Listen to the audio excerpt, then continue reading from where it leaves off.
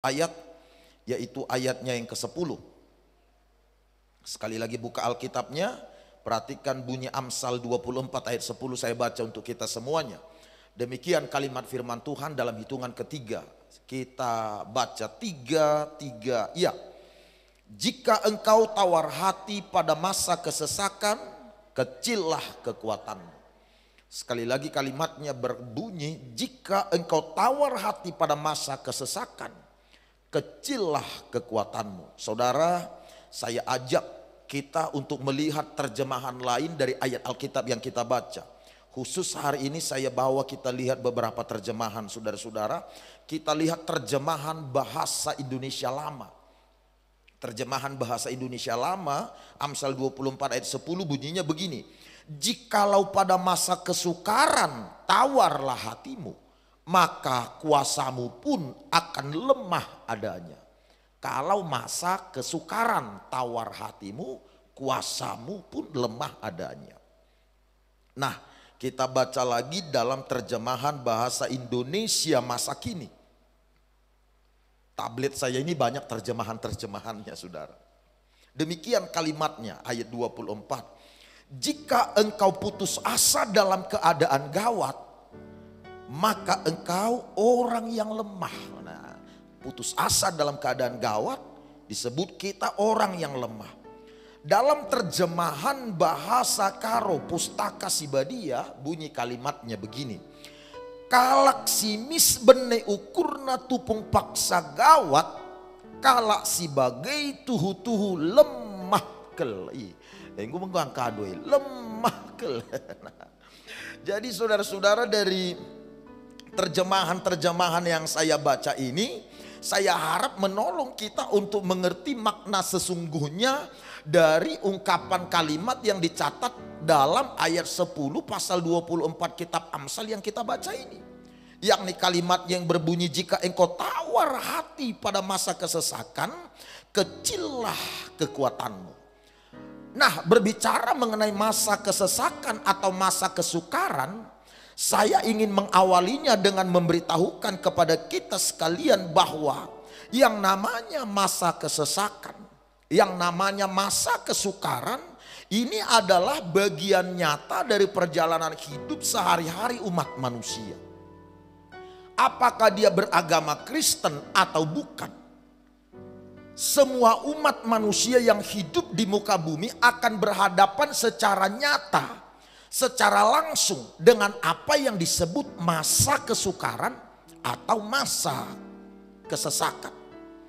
Hanya karena saudara adalah orang yang percaya tidak menjadi jaminan saudara bebas dari masa-masa sukar.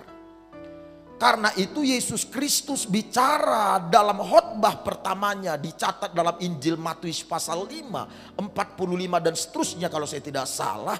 Tuhan atau Bapa kita di sorga menerbitkan matahari untuk orang benar maupun untuk orang yang jahat. Dia memberikan hujan untuk semua orang, baik orang benar maupun orang jahat. Artinya orang benar menerima matahari dan hujan, orang jahat juga menerimanya.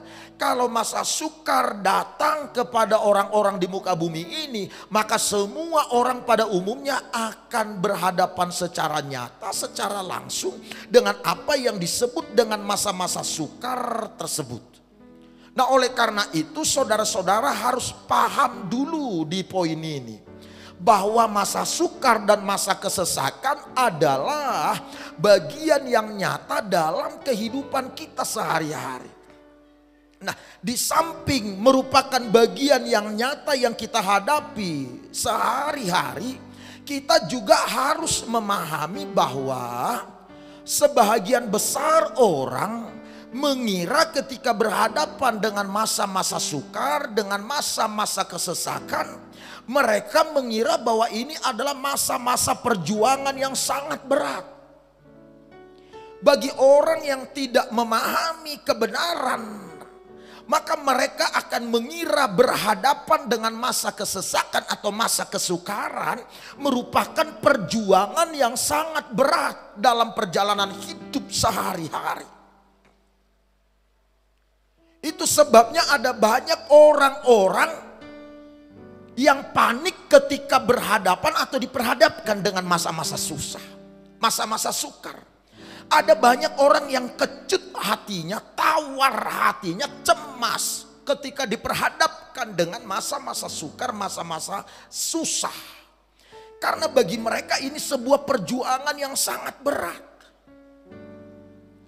Lalu ibu bapak saudara-saudara, dari sekian banyak orang di sekitar kita, ketika berhadapan dengan masa-masa kesukaran serta masa-masa kesesakan, masing-masing orang memberikan reaksi, memberikan respon yang berbeda-beda ketika berhadapan dengan masa-masa kesukaran tersebut. Saya telah belajar Bapak Ibu, ada beberapa hal yang mempengaruhi seseorang ketika dia memberi respon atau ketika dia meresponi masa-masa kesukaran. Beberapa hal yang mempengaruhi seseorang dalam meresponi kesukaran atau kesesakan adalah yang pertama, latar belakang orang tersebut. Seperti apa dia dibentuk, dididik, bertumbuh, bahkan seperti apa dia dibesarkan, seperti apa lingkungannya. Latar belakangnya akan mempengaruhi orang ini meresponi masa-masa kesesakan atau masa-masa kesukaran. Saya harus menjelaskan ini kepada saudara lebih awal supaya saudara mengerti nantinya. Kalau saudara melihat tetangga saudara, teman saudara atau pasangan saudara atau orang yang ada di sekitar saudara memperlihatkan reaksi atau respon-respon di luar dari normal, saudara harus paham ini yang melatar belakangi itu. Ini yang mendorong respon yang berbeda, reaksi yang berbeda terhadap masa-masa kesesakan itu. Di samping bagaimana latar belakangnya, hal berikut yang mempengaruhi seseorang dalam meresponi masa-masa kesesakan dan kesukaran berdasarkan keterangan-keterangan para ahli-ahli. Yang kedua adalah kepribadian seseorang. Saudara telah belajar bahwa setiap kita memiliki kepribadian yang berbeda satu sama lain. Ada kepribadian seseorang disebut melankolik, ada pragmatik dan lain sebagainya, plekmatik dan lain sebagainya. Masing-masing kepribadian seseorang berbeda. Makanya karena berbeda tipe atau jenis kepribadian seseorang, berbeda pula lah cara seseorang dalam meresponi masalah, dalam meresponi masa-masa kesesakan atau masa-masa kesukaran. Kepribadian yang berbeda ini. Ada orang meresponi kesukaran, dia stres, tidak mau keluar dari kamar. Makan saja bawanya, ada yang begitu. Tidur saja bawanya, ada yang begitu. Ngambek saja bawanya, sensitif bawanya. Pikirannya kacau, macam-macam. Nah, itu adalah reaksi-reaksi yang berbeda dari orang-orang yang meresponi apa yang terjadi di sekitarnya. Maka karena ada orang-orang yang berbeda dalam merespon masa-masa kesesakan, masa-masa kesukaran, yakni latar belakangnya, jenis kepribadiannya. Hal yang lain yang juga mempengaruhi reaksi seseorang, respon seseorang terhadap masa-masa kesesakan adalah tingkat kedalaman iman seseorang. Tingkat pengenalan dan pengetahuan seseorang akan firman Allah dan akan Allah yang dilayaninya. Seperti apa kedalaman iman seseorang, seperti apa tingkat pengetahuan seseorang akan firman dan pengenalan seseorang akan Allah yang dilayaninya, ini mempengaruhi reaksi seseorang dalam berhadapan dengan masa sukar dan kesesakan.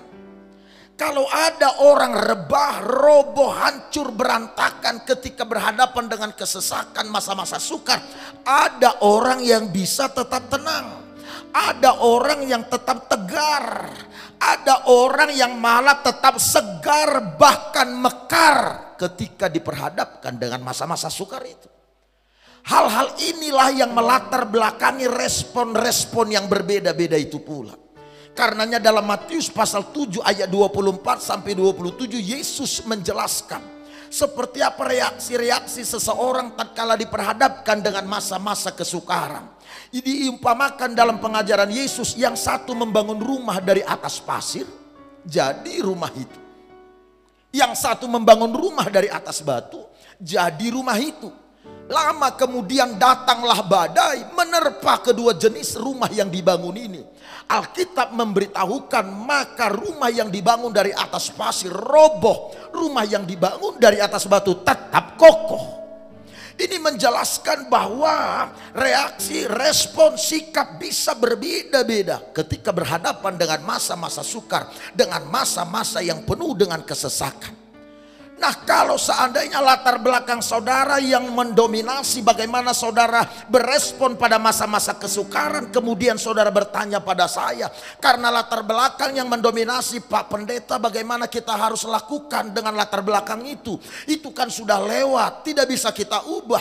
Dengar baik sahabat-sahabat terkasih, memang kita tidak bisa mengubah latar belakang kita. Kita tidak bisa lagi mengubah bagaimana masa lalu kita dibentuk, dididik, kita bertumbuh, diajar dan seterusnya. Walau kita tidak bisa mengubah latar belakang kita, tidak bisa mengubah masa lalu kita bagaimana kita dibentuk, dipersiapkan, tetapi kita bisa mengubah kepribadian kita sehingga menjadi lebih baik. Kita bisa meningkatkan, menumbuh kembangkan kedalaman iman kita, menumbuh kembangkan tingkat pengetahuan, pengertian kita terhadap firman, serta pengenalan kita secara pribadi akan Allah. Ketika ini saudara tumbuh kembangkan kedalaman iman saudara bertumbuh, pengetahuan saudara akan firman Allah bertumbuh, bahkan pengenalan saudara secara pribadi dengan Allah bertumbuh. Saya yakin dan percaya tidak ada badai yang bisa merobohkan saudara. Yang terjadi adalah sebaliknya, saudara tetap tegar, saudara tetap segar, bahkan saudara tetap mekar walau diterpa masa sukar. Yang percaya katakan amin, yang mengerti berikan tepuk tangan bagi Tuhan Allah. Karenanya sahabat-sahabat terkasih, fokus saudara ketika menjalani hidup sehari-hari adalah menumbuh kembangkan iman saudara, pengenalan saudara akan pribadi Allah, serta pengetahuan saudara akan firman Allah. Nah, mari kita kembali kepada slide saya yang ketiga. Tolong slide saya yang ketiga. Nah, di tengah-tengah masa sukar sekalipun, di tengah-tengah masa kesesakan sekalipun, sesungguhnya kita bisa tetap tegar, tetap segar, tetap mekar. Karena itulah kalimat firman Allah berkata, jika engkau tawar hati pada masa kesesakan, kecillah kekuatanmu.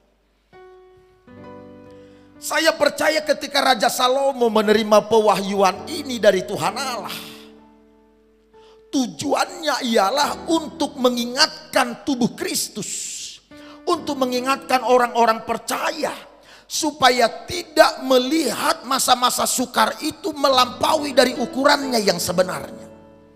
Supaya setiap kita orang-orang percaya jangan pula melihat keterbatasan, kekuatan kita sesuatu yang terbatas lebih dari yang seharusnya atau yang sebenarnya. Jangan kiranya kita melihat atau memandang masa sukar ini jauh melampaui kekuatan-kekuatan yang Tuhan berikan pada kita. Sehingga tatkala masa sukar datang kita putus asa, kita tawar hati, kita kecil hati. Karena seolah-olah kita membandingkan dengan kekuatan kita, kita tidak mampu atau tidak berdaya menghadapi masa sukar ini. Karena masa sukar ini layaknya sosok Goliat, raksasa pembunuh yang tidak terkalahkan dan tidak pernah bisa ditandingi. Saudara keliru. Di dalam diri saya dan saudara ada kekuatan yang tidak terbatas, yang datangnya dari sorga. Kekuatan inilah yang akan memampukan saudara merobohkan atau menghadapi semua musim-musim yang datang. Tidak peduli seperti apa kelamnya, mengerikannya, menakutkannya, musim atau masa-masa yang ada itu, yakni masa kesesakan dan masa kesukaran. Bersama dengan Tuhan kita bisa melakukan pekerjaan-pekerjaan yang besar. Bersama dengan Allah kita bisa melakukan dan melihat kemenangan-kemenangan. Itu sebabnya dia berkata melalui Raja Salomo, kalau kita tawar hati karena masa-masa kesukaran, kecil kekuatan kita, kerdillah iman kita. Kalau saudara mengerti ini ibu bapak, berarti tidak peduli apapun jenis masa sukar yang menghadang, saudara punya Allah jauh lebih besar dan lebih tangguh, tak tertandingi oleh semua musim dan masa-masa yang datang. Ketika saudara ada di pemahaman atau di pemikiran ini ibu bapak, bahwa masa-masa sukar, Masa-masa kesesakan adalah masa-masa yang bisa saudara tangani, bisa saudara hadapi, bisa saudara urusi dengan semua kemampuan yang Allah berikan pada kita. Maka kita tidak akan pernah bertanya-tanya kepada orang lain, kepada diri sendiri, bahkan kepada Tuhan atas masa-masa sukar, masa-masa kesesakan yang menerpa itu. Kita tidak akan bertanya ada apa maksud dari semua ini. Saudara tidak akan bertanya kenapa ini terjadi atasku. Saudara tidak akan bertanya kenapa saya yang harus mengalaminya. Ibu bapak, sahabat-sahabat, pertanyaan-pertanyaan ini tidak akan muncul begitu saja jika seandainya tidak ada pemikiran atau suara-suara yang berkecamuk dalam hati dan pikiran saudara tentang apa yang terjadi di depan saudara. Karena adanya suara-suara yang berkecamuk, gejolak yang berkecamuk di dalam hati dan pikiran saudara terkait dengan masa-masa yang saudara hadapi, musim yang saudara hadapi, maka muncullah pertanyaan-pertanyaan ini. Seolah-olah saudara tidak tega, saudara tidak rela diperhadapkan dengan semua musim atau masa-masa yang ada itu. Lalu saudara bertanya, ada apa Tuhan? Kenapa Tuhan berikan ini? Mengapa saya Tuhan? Mengapa masih ketika usia seperti ini, keadaan seperti ini? Salahkah bertanya seperti itu? Saya bilang tidak salah. Tetapi yang harus saudara koreksi apa yang melatar belakangi lahirnya pertanyaan-pertanyaan itu. Kalaupun saudara mengemukakan pertanyaan-pertanyaan ini kepada siapapun ibu bapak, saudara tidak akan pernah menemukan jawaban yang memuaskan atas poin-poin yang saudara tanyakan itu. Bahkan kemudian saudara akan mengira semua pertanyaan atau jawaban atas pertanyaan itu adalah hanya bersifat atau hanya sebuah misteri. Karena tidak pernah menerima jawaban yang memuaskan. Oleh karena itu, orang percaya ketika diperhadapkan dengan masa sukar, pertanyaannya apa maksudnya, bukan itu. Pertanyaannya kenapa, bukan itu. Pertanyaannya mengapa, bukan itu. Ketika orang percaya, orang beriman diperhadapkan dengan masa-masa sukar, maka pertanyaannya ialah, Tuhan, apa yang harus aku perbuat ketika masa-masa sukar ini datang? Pertanyaan orang beriman ketika diperhadapkan dengan masa-masa kesesakan adalah dia bertanya pada Tuhan, Tuhan beritahu aku apa yang harus aku lakukan saat masa-masa kesesakan ini. Ketika saudara mengajukan pertanyaan ini, saudara akan melihat hasil yang berbeda. Saudara akan melihat respon yang berbeda, reaksi yang berbeda, sikap yang berbeda terhadap masa-masa sukar yang datang di hadapan saudara. Akan berbeda hasilnya. Saudara bertanya apa, kenapa, bagaimana? Dengan ketika saudara bertanya, apa yang harus aku perbuat dengan masa-masa sukar ini? Seorang terpelajar di Amerika Serikat, bahkan seorang penulis terbesar sepanjang sejarah abad ke-19 di Amerika Serikat bernama Mark Twain. Mark Twain ini adalah seorang yang memiliki kepahitan, kecewa, putus asa atas semua tragedi peristiwa yang dihadapinya sehingga sampai pada matinya. Mark Twain mati dalam kondisi ateis atau tidak percaya pada Kristus karena pertanyaan-pertanyaan yang tidak dia temukan jawaban yang memuaskan. Pertanyaan-pertanyaan apa, kenapa, bagaimana? Saya ceritakan singkat, Mark Twain ini siapa? Dia seorang penulis, bahkan juga dia seorang yang memiliki perusahaan media cetak sangat ternama pada kala itu. Ada banyak tulisan-tulisan yang telah mempengaruhi generasi-generasi di Amerika Serikat. Tetapi karena tragedi yang dihadapinya, dialaminya, karena pertanyaan-pertanyaan yang tidak dia temukan jawaban yang memuaskan, dia pahit hati. Tragedi pertama, orang tuanya meninggal ketika Mark Twain ini masih kecil. Kemudian dia sekolah, berhadapan dengan berbagai situasi, berbagai kesukaran. Lalu dia mulai merenungkan semuanya. Bertumbuh dewasa, dia bekerja. Dan di pekerjaan juga dia mengalami berbagai peristiwa. Dia menikah, setelah menikah istrinya meninggal muda. Kemudian dia mengalami sakit dan seterusnya. Lalu kebangkrutan, krisis ekonomi. Kebangkrutan dan krisis yang terjadi. dia mulai mengajukan pertanyaan, kenapa? Mengapa? Apa maksudnya? Pertanyaan-pertanyaan tidak menemukan jawaban yang memuaskan. Dan kemudian dia kecewa. Sampai mati. Dia tidak percaya pada Yesus. Dia kecewa, kepahitan. Hanya karena tidak menemukan jawaban yang memuaskan atas pertanyaan-pertanyaan. Dan atas tragedi yang sedang dialaminya sejak dari kecil. Rasul Paulus telah memberikan teladan kepada kita. Seperti apa seharusnya kita bisa tegar, segar, bahkan mekar ketika di tengah-tengah masa sukar sekalipun. Itu sebabnya Rasul Paulus menuliskan dalam 2 Korintus pasal yang ke-12 ayat 10, kalimatnya berkata begini. Karena itu aku senang dan rela di dalam kelemahan, di dalam siksaan, di dalam kesukaran, di dalam penganiayaan dan kesesakan oleh karena Kristus. Sebab jika aku lemah, maka aku kuat.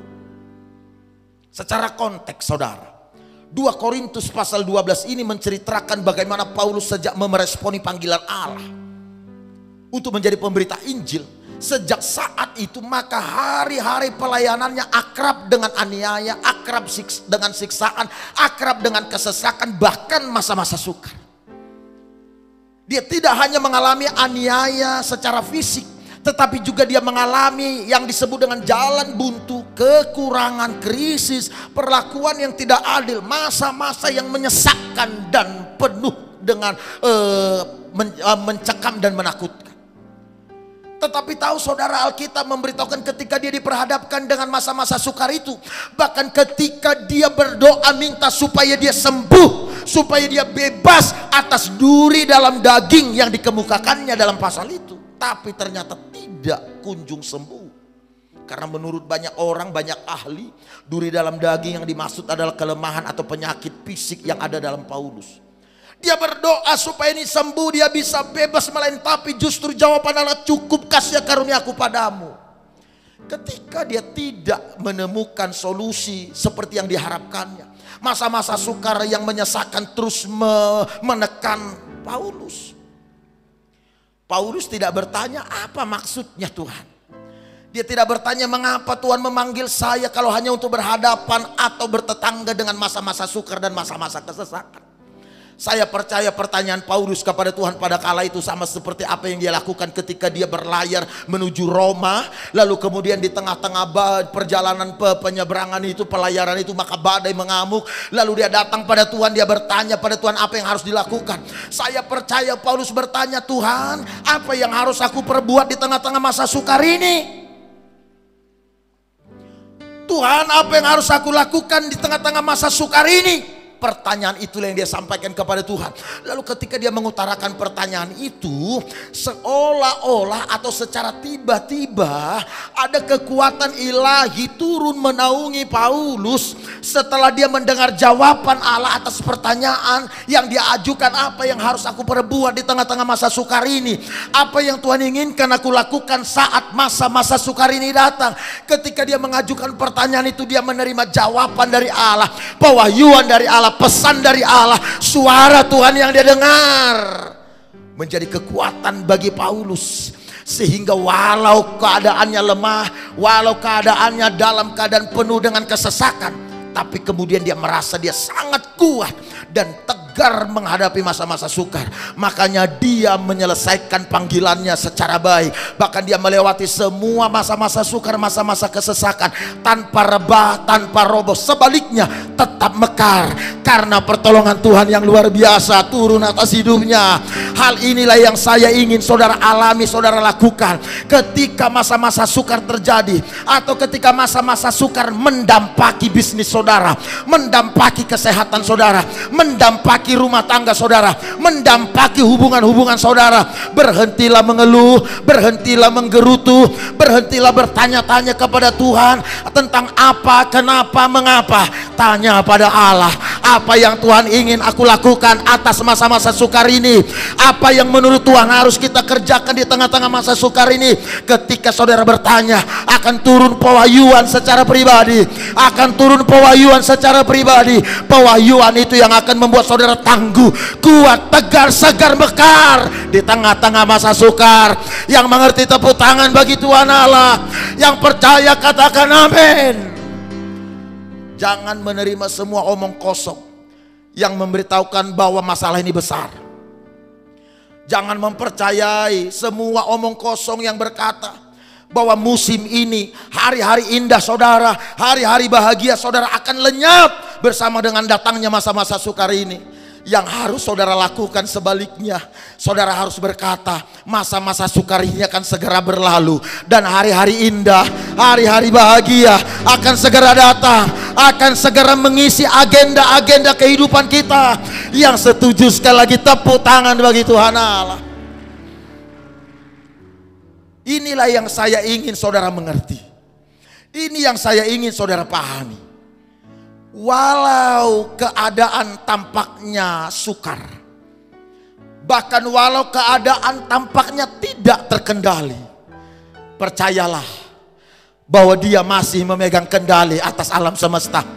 Dia adalah pengambil keputusan terakhir atas seisi jagat raya ini. Bahkan Dia sang pencipta memegang kendali atas musuh-musuh kita. Dia sang pencipta, Tuhan yang saya dan saudara sembah, memegang kendali atas iblis, memegang kendali atas sakit penyakit, memegang kendali atas musuh-musuh rohani kita. Dia memegang kendali atas segala bencana, atas segala wabah, atas segala virus. Dan kalau Dia tidak mengizinkan sesuatu datang dalam hidup saudara, kalau Dia tidak mengizinkan sesuatu memergoki kehidupan saudara, maka sesuatu itu tidak akan pernah datang atau tiba di kehidupan saudara. Jadi kalau Dia mengizinkan masa sukar datang, Dia mengizinkan masa kesesakan datang, itu karena Dia punya maksud dan tujuan.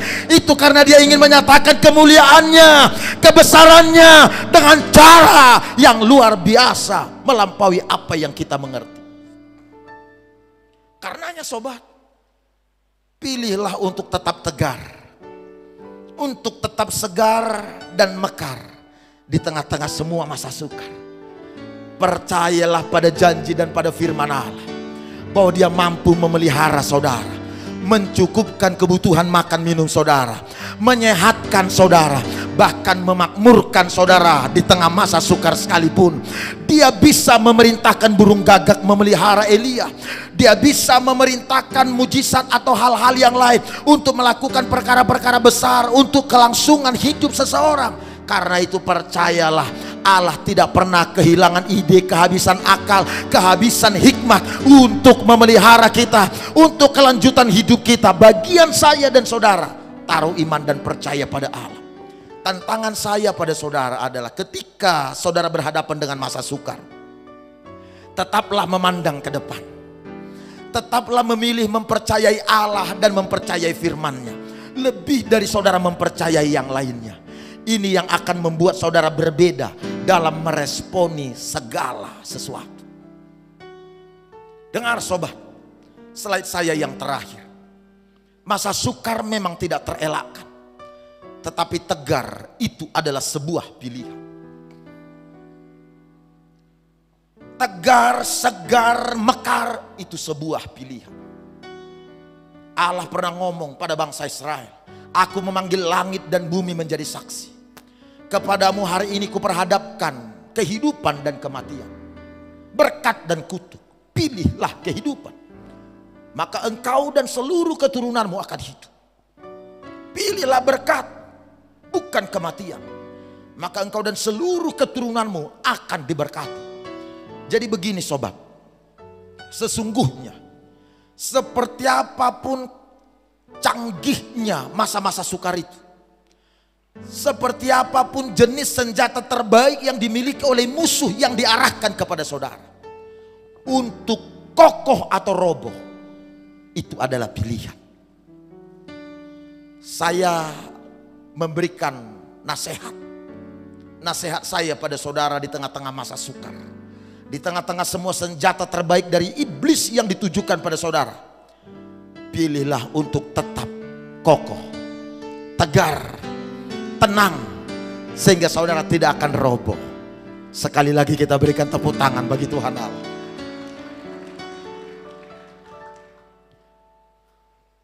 Ini saya sudah mulai tiba di bagian akhir, tapi saya ingin saudara konsentrasi. Tahu saudara, segala sesuatu ada di dalam kendali Tuhan Allah. Bahkan saya sudah menyampaikan, iblis pun ada di bawah kendalinya.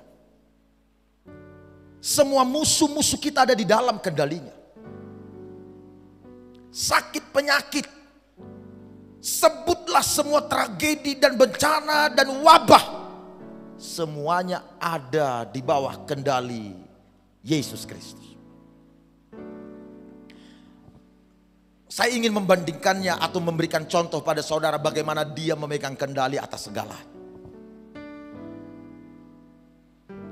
Ingat ketika Allah mau memanggil bangsa Israel keluar dari tanah Mesir untuk pergi menyembah di gunung kudusnya Tuhan.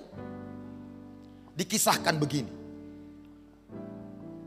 Allah mengutus Musa kembali ke Mesir untuk membawa bangsa Israel keluar dari perbudakan Firaun. Setelah Musa melakukan itu dan bertemu dengan Firaun, minta izin supaya Firaun memberikan atau mengizinkan bangsa Israel bersama Musa pergi menyembah Allah ke gunung kudusnya Tuhan.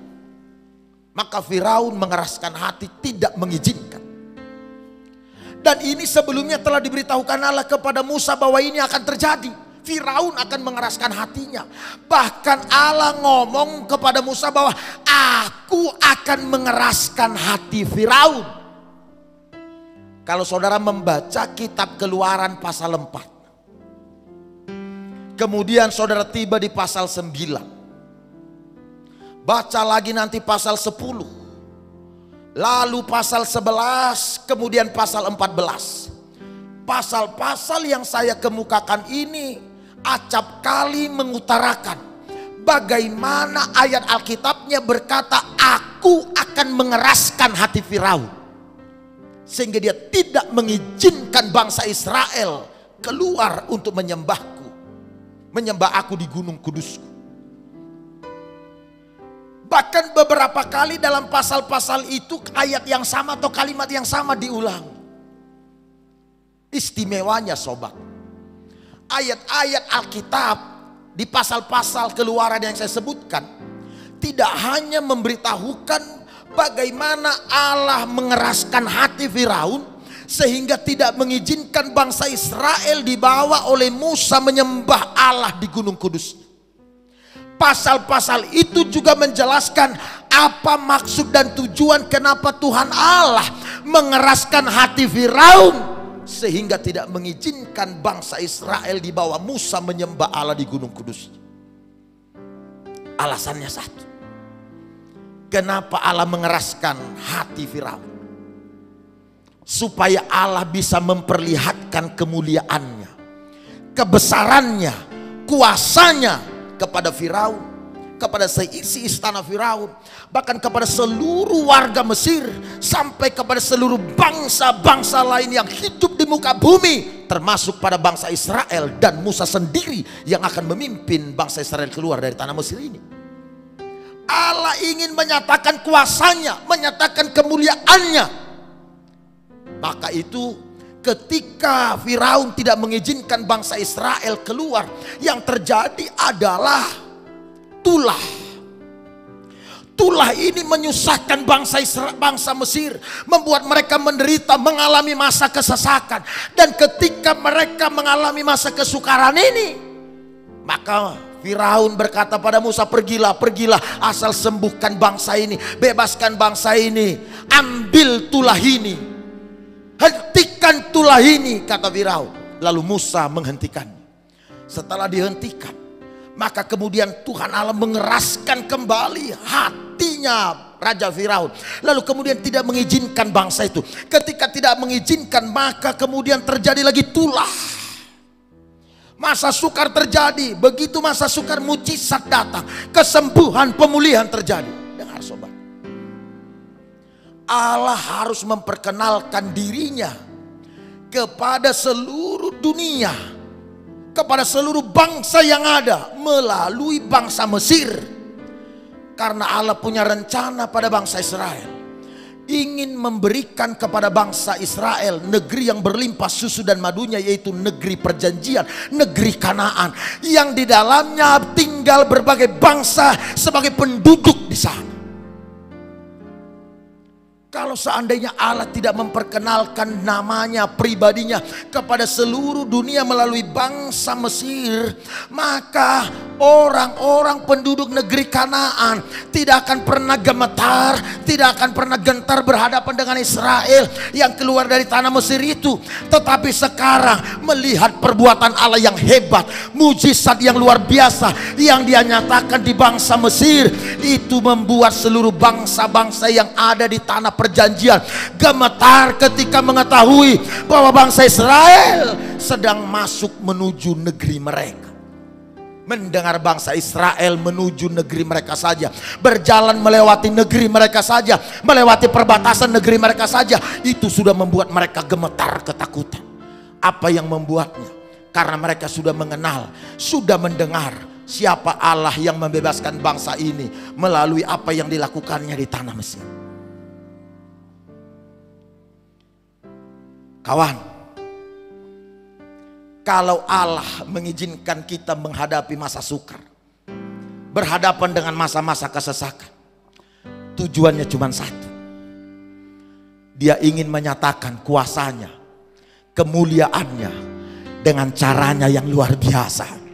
Yang mengerti tepuk tangan, tepuk tangan yang baik bagi Tuhan Yesus. Dia ingin menyatakan kuasanya, kebesarannya, kemuliaannya dengan caranya yang luar biasa, sama seperti yang dilakukannya kepada Firaun dan bangsa Mesir. Kita lompat pada apa yang terjadi di perjanjian baru ketika Yesus tampil di pelayanan. Ada orang-orang membawa kepada Yesus seorang yang buta sejak lahirnya. Lalu kemudian mereka bertanya pada Yesus, "Guru, siapa yang salah? Kenapa anak ini sejak lahir sudah buta? Orang tuanya kah yang salah atau anak ini? Orang tuanya kah yang berdosa atau anak ini?" Jawab Yesus apa, kawan? Yesus menjawab sederhana, tidak ada yang salah. Anak ini buta sejak lahir bukan karena dosa orang tuanya atau dosa anak ini. Tujuannya ini terjadi adalah supaya kemuliaan Allah dinyatakan melalui anak ini. Dan pada hari itu anak ini sembuh. Benar, peristiwa itu menggemparkan orang-orang kota di mana mereka mengenal anak ini buta sejak lahir. Ketika Allah mengizinkan masa sukar, jangan panik. Saya ulang, jangan panik. Ketika saudara berhadapan dengan masa-masa kesesakan, jangan cemas, jangan kecil hati, jangan tawar hati. Pilihlah untuk tetap tegar, segar dan mekar, karena saudara memiliki Allah yang bisa saudara andalkan dalam menghadapi masa sukar.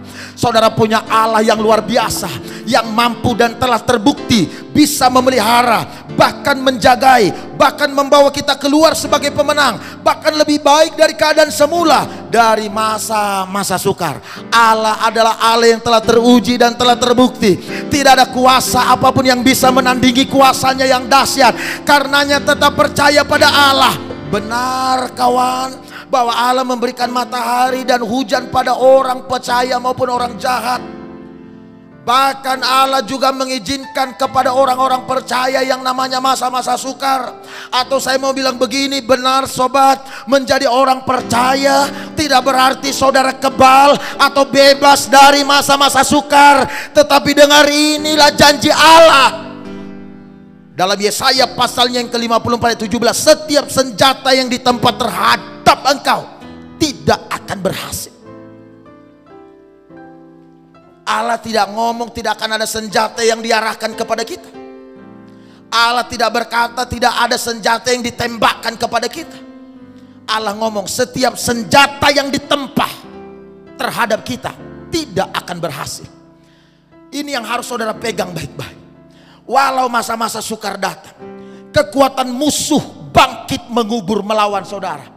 Bahkan semua masa-masa kesesakan mencoba mengkacau balaukan hidup saudara, Allah telah terlanjur berfirman, setiap senjata yang ditempa tidak akan berhasil. Setiap masa-masa sukar yang diizinkan tidak akan berhasil. Setiap masa-masa kesesakan yang diperhadapkan pada saudara tidak akan berhasil. Karena dialah sang pengambil keputusan tertinggi. Dialah pemegang kendali atas alam semesta. Dia akan melakukan apapun yang terbaik demi menjaga, memelihara, dan memberkati kita sekalian. Perlakuan ini akan berlaku secara istimewa pada mereka yang menghormati Allah terus menerus. Saya tutup. Jadilah orang yang menaruh iman serta percaya pada Allah dan pada firman-Nya. Bahwa kalau Dia mengizinkan kita berhadapan dengan masa sukar, itu karena ada maksud terbaik. Izinkanlah keadaan yang diwarnai dengan masa sukar merupakan kesempatan bagi Allah untuk melakukan atau menyatakan kemuliaannya dengan caranya yang luar biasa. Kalau saudara memahami ini, respon saudara terhadap masa sukar akan berbeda.